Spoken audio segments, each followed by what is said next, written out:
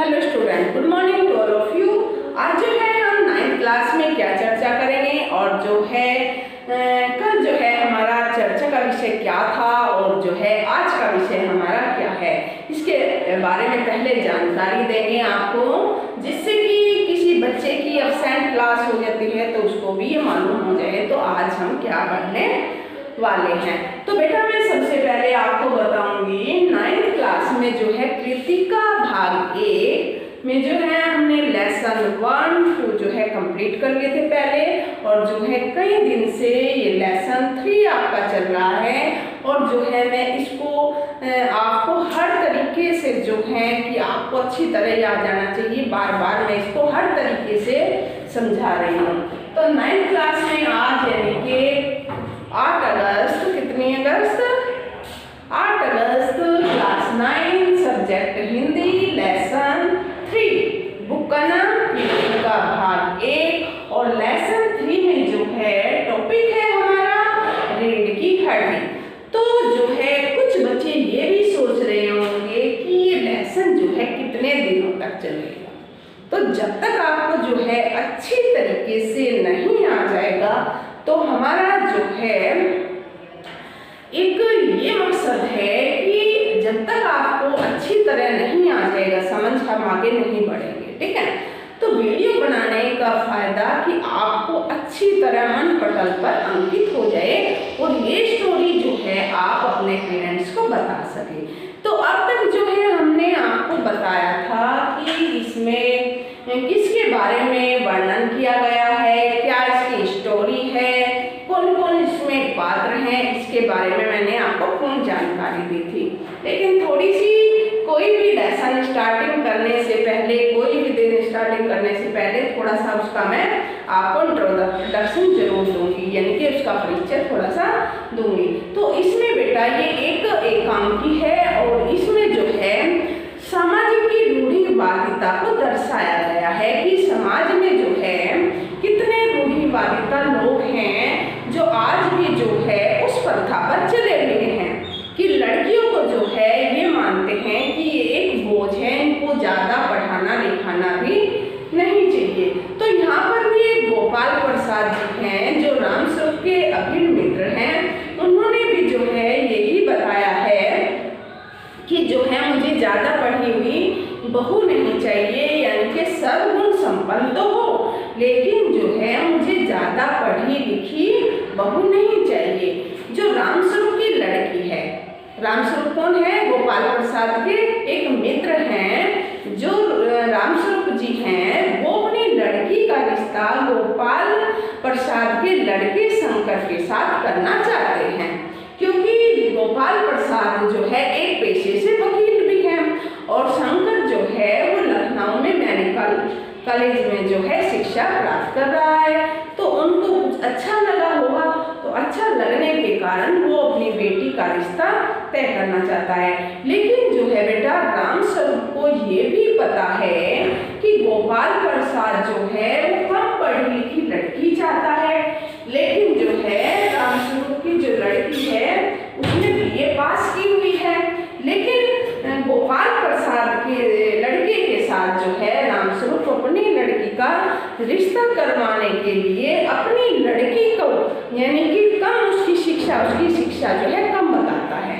तो बेटा मैं ये कहना चाहती हूँ कि हमें जो है अगर हमने ज़्यादा शिक्षा प्राप्त की है तो उसमें कोई हर्ज क्या है, यानी कि उसमें क्या हमने पाप कर दिया है कि हम ज़्यादा पढ़े लिखे हो गए। तो मेरा कहने का तात्पर्य है रामस्वरूप को जो है अपनी लड़की की शिक्षा जो है छिपानी नहीं चाहिए थी। क्यों नहीं छिपानी चाहिए थी? कोई उनकी लड़की ने पाप थोड़ी ना किया है, या कोई रामस्वरूप या उनकी जो है पत्नी ने पाप किया है अपनी लड़की को ज़्यादा पढ़ा लिखा कर, है? तो ऐसा तो नहीं ना।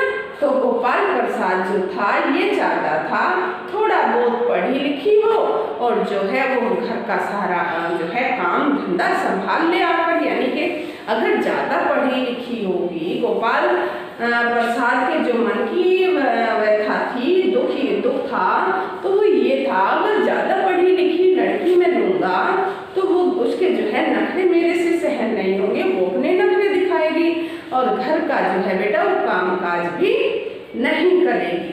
तो गोपाल प्रसाद इसलिए जो है कम पढ़ी लिखी लड़की चाहता था। तो इसमें जो है बेटा एक क्वेश्चन आपका इस तरीके से भी बन जाता है। कैसे बन जाता है कि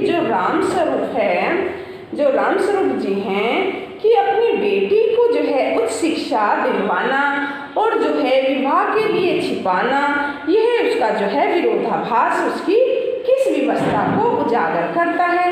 यानी कि रामस्वरूप के अंदर जो है ये कौन सी व्यवस्था है ऐसी जो उसको जो है उजागर नहीं करना चाहता, कि उसकी लड़की जो है ज़्यादा पढ़ी लिखी है और वो शादी के लिए जो है उसे छिपाना चाहता है। तो जो है रामस्वरूप को ऐसा नहीं करना चाहिए था, क्योंकि उसकी लड़की जो पढ़ी लिखी थी उसने कोई बुरा काम थोड़ी ना किया था। रामस्वरूप जो है अपनी बेटी की उच्च शिक्षा दिलाता है और जो है वह मानता है कि लड़कियों के लिए भी तो शिक्षा उतनी ही जरूरी है जितनी लड़कों के लिए है ना जरूरी उतनी जितनी लड़कों के लिए है शिक्षा।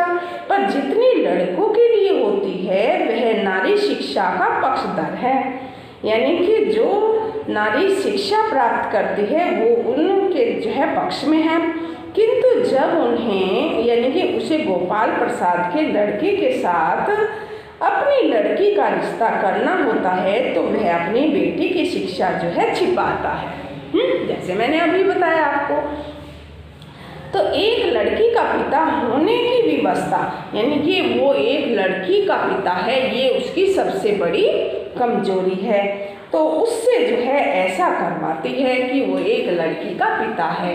तो जो है पिता जो है वो लड़की की हर अच्छे घर में देना चाहता है कि जो है मेरी लड़की अच्छे घर में रहे, सुख मिले। तो उसको जो है कुछ भी चाहे करना पड़ जाए, यानी कि उसकी एक कमजोरी थी उसकी शिक्षा को छिपाना। तो रामस्वरूप चाहता है उसकी बेटी का विवाह जो है गोपाल प्रसाद के लड़के शंकर के साथ हो जाए, परंतु गोपाल प्रसाद चाहते हैं कि उसकी बहू अधिक पढ़ी लिखी ना हो। अभी बताया ना मैंने। तो गोपाल प्रसाद ये चाहते हैं कि उसकी बहू जो है ज़्यादा पढ़ी लिखी ना हो, बस क्या हो, सर्वगुण संपन्न हो, यानी कि घर का सारा कामकाज संभालने वाली हो, इनके सर्वगुण संपन्न हो। तो इस प्रकार जो है रामस्वरूप अपनी लड़की की जो पढ़ी लिखी थी उसकी जो है शिक्षा गोपाल प्रसाद के लड़के के साथ जो शादी करवाना चाहता था, तो इसलिए छिपाने यानी कि उसकी ये व्यवस्था है कि वो एक लड़की का पिता है और वो गोपाल प्रसाद के लड़के से शादी कराना चाहता था अपनी पुत्री की। तो इसमें ये भी क्वेश्चन, तो इस क्वेश्चन का ये आंसर आपका हो सकता है। नेक्स्ट क्वेश्चन आपका इसमें बेटा एक और आ सकता है। वो कौन सा क्वेश्चन होगा आपका कि इस तरीके के जो है अपनी बेटी का रिश्ता तय करने के लिए रामस्वरूप उमा के जिस व्यवहार के जो है अपेक्षा कर रहे थे वह उचित क्यों नहीं है। यानी कि रामस्वरूप जो है अपनी बेटी का रिश्ता गोपाल प्रसाद के बेटे से कराना चाहता था, लेकिन गोपाल प्रसाद जो है उसकी बेटी से हर तरीके के जो है सवाल पूछता था। पहले तो जो है वो लड़की उसको बातें बताती रही, जैसे लड़की ने प्रवेश किया और लड़की प्रवेश करती है तो वो पूछते हैं, उसके पिता कहते हैं बेटा तख्त पर बैठ जाइए, बाजे गाजे के साथ जिस पर बाजा रखा है यानी कि वीणा वगैरह रखी है तो उस पर जो है आप बैठ जाइए। तो उसके बाद जो है उनको गोपाल प्रसाद बेटी किसकी रामस्वरूप की बेटी को ये कहते हैं कि आपको कोई गाना बाना आता है। तो उसके बाद जो है रामस्वरूप को कहते हैं हाँ क्यों नहीं, गाइए बेटी कोई एक दो जो है गीत सुना दीजिएगा। तो जो है इतना कहने पर उमा गोपाल प्रसाद को ये गीत सुनाती है, मेरे तो जो है गिरधर गोपाल दूसरा ना कोई। तो इस तरीके से जो है वो गीत को वीणा के साथ गाती है कौन? उमा जो है वीणा के साथ गाती है उस गीत को, मेरे तो गिरधर गोपाल दूसरा ना कोई। तो जैसे ही वो देखती है तो उसकी एक निगाह गोपाल प्रसाद के लड़के यानी कि शंकर पर पड़ जाती है। तो शंकर पर जो जैसे उसकी निगाह पड़ती है और वो देखती है कि ये लड़का तो मैंने गर्ल्स हॉस्टल के इर्द गिर्द घूमता हुआ देखा था, यानी इर्द गिर्द यानी कि उसके आसपास, किसके? यानी कि कॉलेज के आसपास जो है घूमता हुआ देखा था। तो इस तरीके से जो है रामस्वरूप ये सोचता है कि मेरी बेटी जो है जितने भी गोपाल प्रसाद प्रश्न पूछे उनका उत्तर देती जाए। तो जैसे उसकी मन में आया कि ये लड़का तो वो है, फिर जो है उमा बाजी को रोकती है और एकदम गीत गाते हुए रुक जाती है। तो फिर जो है गोपाल प्रसाद उमा से पूछता है कि जो है आप खाना वाना बनाना आता है? तो उमा चुप रहती है। फिर कहता है सिलाई कढ़ाई भी आती है या नहीं? सिलाई कढ़ाई यानी कि सीना,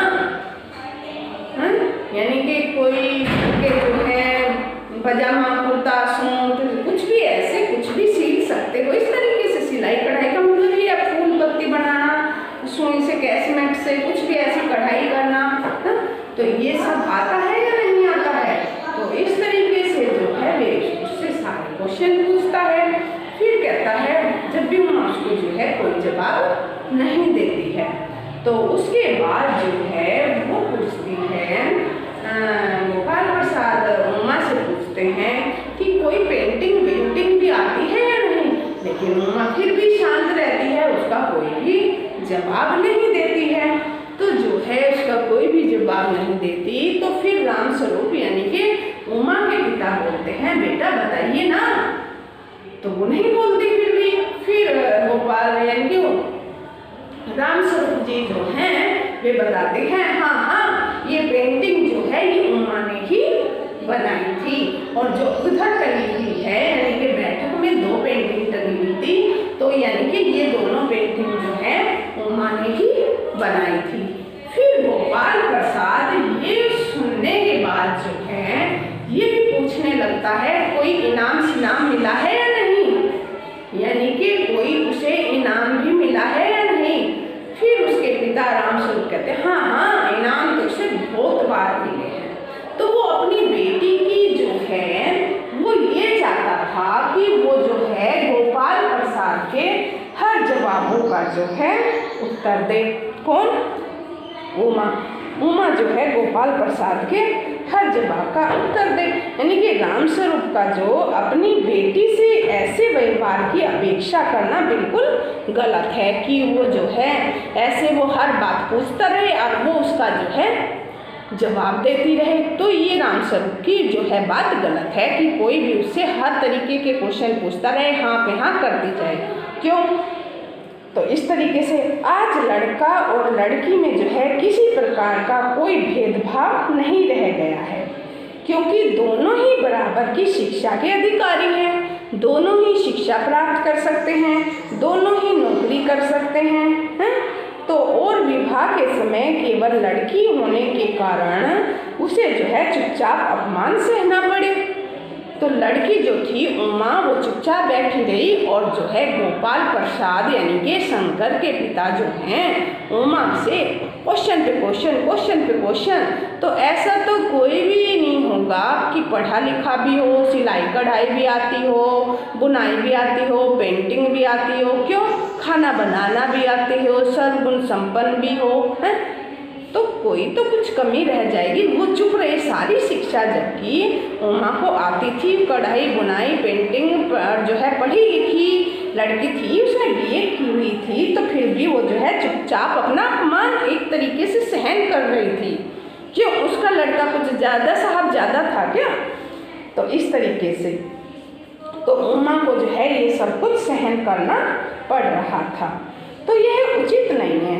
लड़का और लड़की जो है बराबर यानी कि सम्मान के अधिकारी हैं, और जो है समान अधिकारी हैं यानी कि वे समान अधिकारी समान यानी कि बराबर के हकदार हैं। अगर लड़का पढ़ा लिखा है तो लड़की में भी कोई कमी थोड़ी ना है, वो भी तो पढ़ी लिखी है, लेकिन वो फिर भी जो है चुप रहती हैं। तो इस प्रकार से जो है ये क्वेश्चन बहुत ही अच्छा बनता है कि अपनी बेटी की जो है रिश्ता करने या तय करने के लिए जो है रामस्वरूप उमा से जिस प्रकार के व्यवहार की अपेक्षा कर रहा था वह उचित क्यों नहीं है, लेकिन ये जो है गलत है, क्योंकि चुपचाप लड़की जो है उनके प्रश्नों का उत्तर देती रहे। क्यों, ऐसा क्यों? तो ये चीज़ तो अगला क्वेश्चन बेटा इसमें ये बन सकता है कि गोपाल प्रसाद जो है विवाह को बिजनेस मानते हैं। क्या मानते हैं? विवाह को बिजनेस मानते हैं और रामस्वरूप जो है अपनी बेटी की उच्च शिक्षा छिपाते हैं। क्या आप मानते हैं कि दोनों में समान रूप से अपराधी हैं? अपने विचार लिखोगे तो सभी जो है अपने विचार बताओगे, लेकिन सबसे पहले मैं ही अपना इसमें विचार आपको बता देती हूँ कि गोपाल प्रसाद जो है अपने लड़के का रिश्ते तय करने के लिए रामस्वरूप के घर आते हैं और वे विवाह की जो है बातचीत आरंभ करते हैं और विवाह को बिजनेस कहते हैं। बिजनेस का अर्थ होता है व्यापार। व्यापार में जो है बेटा निर्जीव वस्तुओं को खरीदा बेचा जा सकता है। अंत जो है उसके द्वारा विवाह जैसे पवित्र बंधन को बिजनेस कहना सरासर अनुचित है। यानी कि दूसरी ओर जो है रामस्वरूप और गोपाल प्रसाद के जो पुत्र हैं वे भी जो है साथ में ही रिश्ता जोड़ने के लिए अपनी बेटी को उच्च शिक्षा यानी कि छिपाते हैं। तो आपको बताना चाहूँगी कि जो है यानी कि निर्जीव वस्तु, निर्जीव मीन्स जो सांस नहीं लेती हैं। निर्जीव वस्तु कौन सी होती हैं? जो वस्तु सांस नहीं लेती हैं उनको निर्जीव कहा जाता है। और जो सांस लेती है, मैं साथ में ये भी बताना चाहूँगी, जो हम जैसे हम हैं पशु हैं, पक्षी हैं, ये हम सांस लेते हैं सब। हम कौन है? यानी कि हम जो है सजीव हैं। क्या है बेटा? यानी कि सजीव हैं। और यानी कि जैसे हमारी टेबल है, मेज है, कुर्सी है, तो ये सारी वस्तुएं, जैसे हमारा बोर्ड है, तो ये क्या है? ये सारी वस्तुएं जो है हमारी निर्जीव है। तो विवाह को जो है निर्जीव वस्तुओं की तरह माप तोल करना, भाई ये भी आता है, प्राइज भी जीते हैं, खाना बनाना आता है, इस तरीके से भिन्न भिन्न प्रकार के जो क्वेश्चन गोपाल प्रसाद करते हैं तो वो अनुचित नहीं है। क्या नहीं है बेटा? यानी कि वो बिल्कुल जो है सरासर गलत है। और जो है रामस्वरूप जो है वे भी अपनी लड़की की उच्च शिक्षा को जो है छिपाते हुए नजर आते हैं। अरे उनकी लड़की ने शिक्षा प्राप्त की है, कोई अपराध थोड़ी ना किया है, और वो भी जो है अपनी लड़की को उन्होंने पढ़ाया लिखाया है, कोई अपराध थोड़ी ना उसने किया है। तो जो है हमें अपनी अच्छाइयों को जो है बेटा, कहने का तात्पर्य हमें अपनी अच्छाइयों को जो है कभी भी छिपाना नहीं चाहिए, और जो बुराई है उनका जो है डटकर विरोध करना चाहिए। जैसे कि उन्होंने बाद में गोपाल प्रसाद को जो है खरी खरी सुनाई थी। क्या खरी सुनाई थी? उन्होंने पता होगा ना आपको कि जो है मैं निर्जीव वस्तु नहीं हूँ, निर्जीव वस्तुओं का जो है भाव मोल किया जाता है, आप तो मुझसे जो है भाव मोल करने वे लगे हो। यानी कि इतनी अच्छी खोटी सुनाई थी कि सबसे पहले तो जो है आप अपने लड़के को देख लीजिएगा कि इसके एक रीढ़ की हड्डी भी है या नहीं। कि गोपाल प्रसाद का जो लड़का था वो एक कुबड़ा था, उसकी जो कमर की हड्डी है, रीढ़ की हड्डी हमारे बीच की होती है, तो उसके अंदर नहीं थी। यानी कि वो ऐसे बैकबोन जो उसके पीछे की हड्डी आती है, यानी कि बैकबोन यानी कि कमर की रीढ़ की हड्डी, तो उसकी नहीं थी। वो बूढ़े की तरह ऐसे झुकी हुई थी, ऐसे कुबड़ टाइप, जिसको साधारण भाषा में हम कुबड़ा बोल देते हैं, कुबड़ा। ठीक है, तो ऐसे हमें किसी को नहीं बोलना चाहिए। कोई किसी का पैर कैसा है, आंख नहीं है, या बेटा कुबड़ा है, या कभी भी यानी कि पूरे शरीर के अंदर किसी भी जो है अंग में कमी होती है तो हमें उसकी कभी भी नकल नहीं करनी चाहिए। मैं एक संदेश भी देती हूँ कि कुछ बच्चे कहते हैं वो ऐसे है, वो ऐसे है, वो ऐसे चलता है। तो भगवान जो है ये सब देखता है, हमें किसी की कभी भी नकल, ऐसे बंदों की तो जो है नकल नहीं करनी चाहिए, लेकिन एक दुख का एहसास होना चाहिए कि बेचारा कैसा चलता है, इस तरीके से उस पर दया भाव आनी चाहिए ना। तो हमें कभी भी किसी की नकल नहीं करनी चाहिए। चलो खैर आगे देखते हैं। तो आगे जो है इसमें इसके बारे में बताया था कि जो है रामस्वरूप, क्वेश्चन क्या बताया था मैंने आपको कि जो है गोपाल विवाह को जो है बिजनेस मानते हैं, क्योंकि वो निर्जीव वस्तुओं की तरह व्यापार की तरह जो है लड़की से क्वेश्चन करते हैं, जैसे व्यापार में क्वेश्चन करते हैं, तो इसलिए जो है बिजनेस मानते हैं। और रामस्वरूप जो है अपनी बेटी की उच्च शिक्षा छिपाते हैं। तो क्या मानते हैं दोनों के समान रूप से अपराधी हैं? ये दोनों ही जो हैं एक तरीके से समान रूप से अपराधी का काम कर रहे हैं, क्योंकि रामस्वरूप की जो लड़की है उन्होंने शिक्षा प्राप्त की है, तो उसको छिपाना है। तो नेक्स्ट क्वेश्चन आपका बन सकता है बेटा कि आपके जैसे उमा ने उसको जवाब दिए थे ना, जैसे मैंने आपको बताया कि जो है आपके लड़के को घर पे जाकर देखे इसके बैकबोन है या नहीं, यानी कि रीढ़ की हड्डी भी है या नहीं। इस तरीके से इसमें एक क्वेश्चन बनता है कि डैश आपके लाडले बेटे की रीढ़ की हड्डी भी है या नहीं। डैश किसने कहा? ये उमा ने कहा। उमा इस कथन के माध्यम से शंकर को किन कमियों की ओर जो है संकेत करना चाहती थी। जब गोपाल प्रसाद जो है उससे इतने क्वेश्चन पूछता है तो उसके बाद जो है उमा उसको ऐसे उत्तर देती है। तो गोपाल प्रसाद अपने बेटे शंकर का रिश्ता जो है तय करने से पहले उमा से तरह तरह के सवाल पूछते हैं। उमा स्वयं को जो है अपमानित अनुभव करती है कि जो है वो इस तरीके के सवाल उससे पूछ रहे हैं, और वह शंकर को जो है शंकर को भी पहचान लेती है कि ये जो है उस कॉलेज के इर्द गिर्द जो है घूम रहा था और वहाँ की नौकरानी ने इसको पकड़ लिया था। और पकड़ने के बाद जो है शंकर ने नौकरानी के पैर पकड़कर माफ़ी मांगी थी। तो ये सारी बातें उमा जानती थी। वह लड़कियों के जो है छात्रावास के पास आसपास घूमता रहता था और कई बार जो है वहाँ से भगाया भी गया था। इसके साथ साथ सबसे पहले बात जो थी यह थी कि लड़की के लिए गोपाल प्रसाद हर प्रकार से परिपूर्ण लड़की चाहते थे, सर्वगुण संपन्न लड़की चाहते थे। वह उनका जो है अपना लड़का शंकर स्वयं में जो है उसकी रीढ़ की हड्डी से जो है वो रहित था, यानी कि उसके जो है रीढ़ की हड्डी यानी कि कमर बैकबोन भी नहीं थी तथा झुककर चलता था, बुढ़ों की तरह चलता था। तो शंकर अपने लिए अत्यंत सुंदर लड़की की तलाश में था, जबकि उसमें अपने में जो है बहुत सारी कमियां थी।